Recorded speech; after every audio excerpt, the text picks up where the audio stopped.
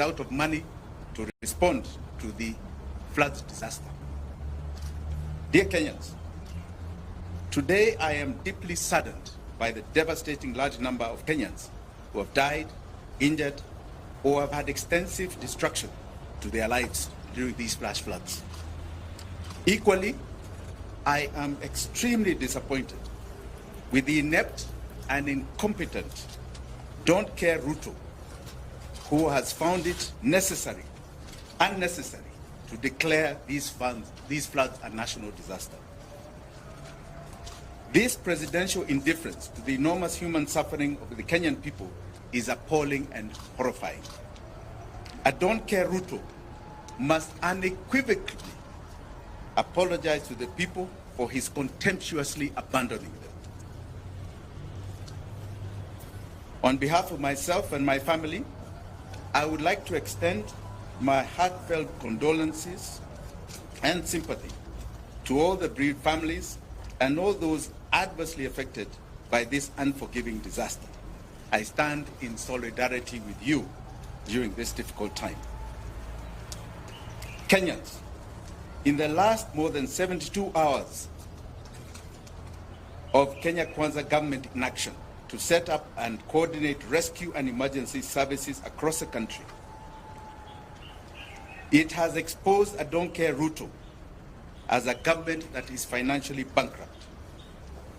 All Kenyans affected by this horrible disaster are entitled to receive full government assistance. After all, that is why we pay taxes, consistent with their urgent needs and priorities. A legitimate government is responsible for the safety and well-being of its citizens. That is the oath a don't-caring Ruto took to protect life and property.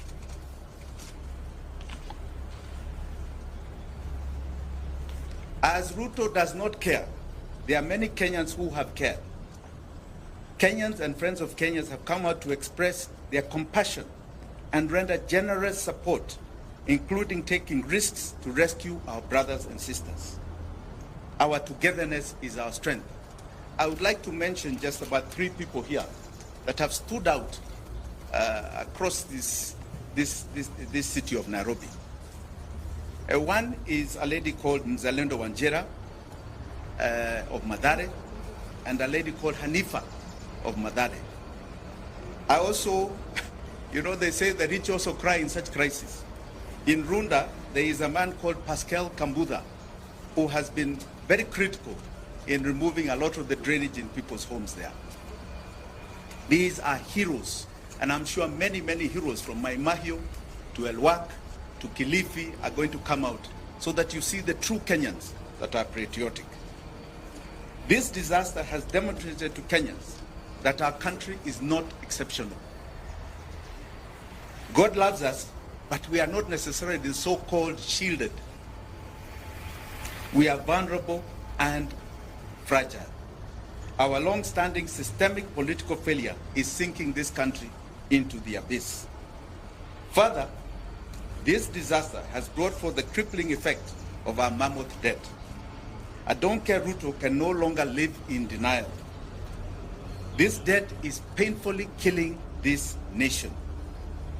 Because of the debt crunch, this country is out of money to meet its even most urgent requirements such as this.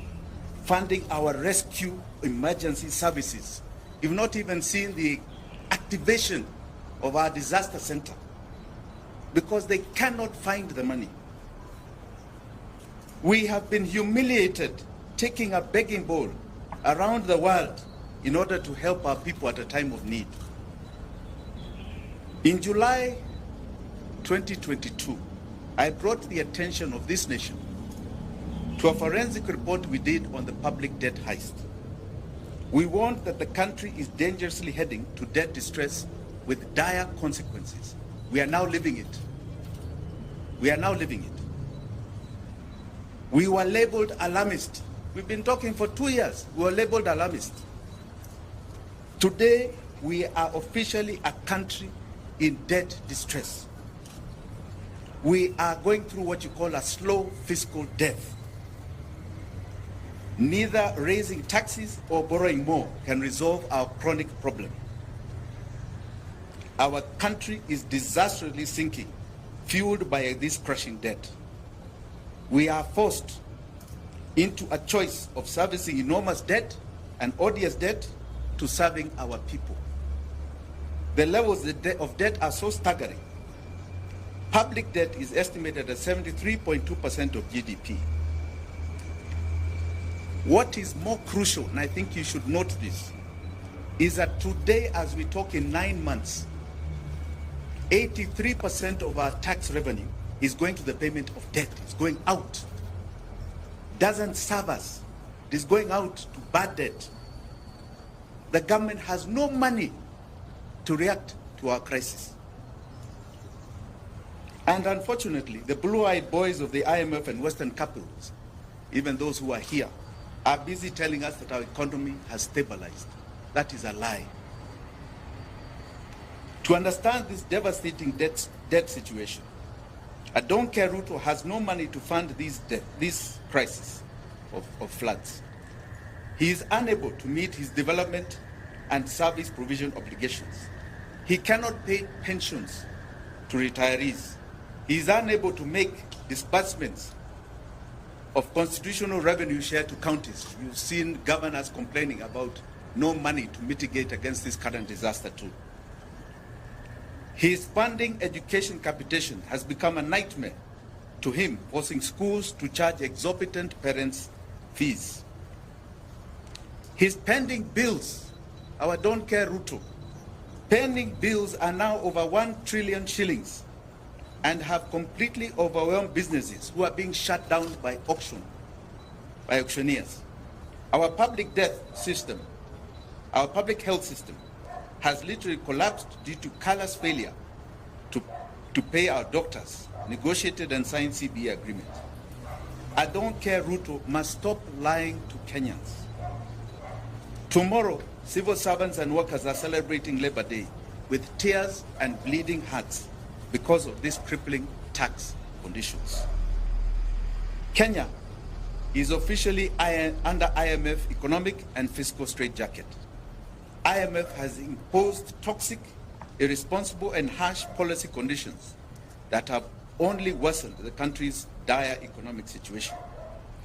While I don't care Ruto took a high-interest loan to avert a direct default on the 2 billion euro bond maturing in June 2024, this has only compounded the debt problem. The country already has debt distress that is sucking oxygen out of the economy. The expensive loan is partly resolve the threatening Eurobond crisis, only kicked the can down the road at a very high cost. Borrowed loans in excess of the next 2 generations to pay in violation of the Constitution.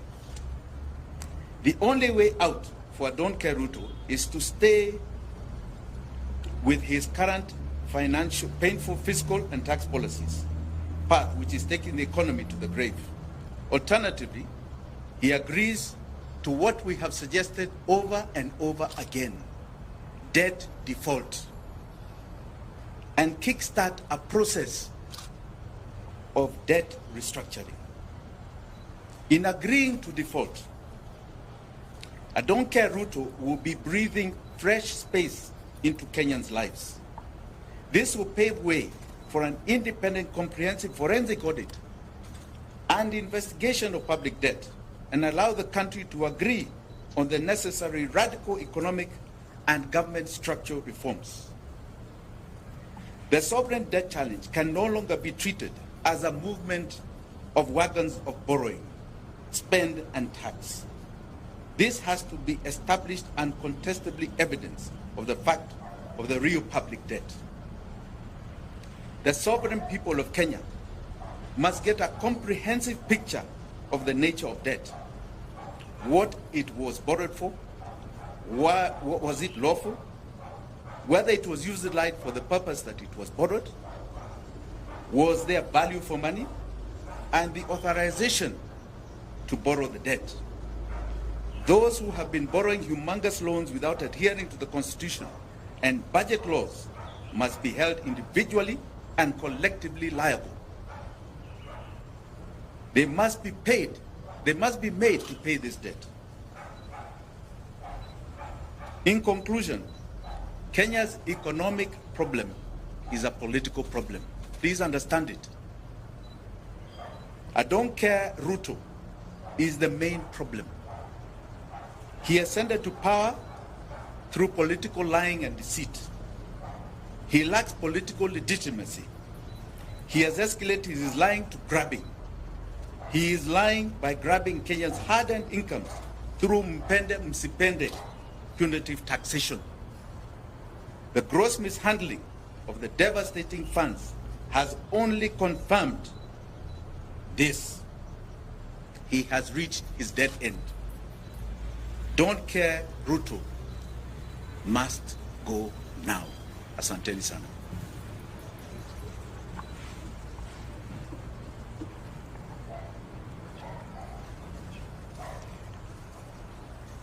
I also would like to add that as a family, we have what is called the Jimi Wanjigi Foundation that is giving a contribution to Red Cross to help those who are affected. It is a large contribution. We would rather not say it, but we are giving to the Red Cross to help victims of this current disaster. Thank you.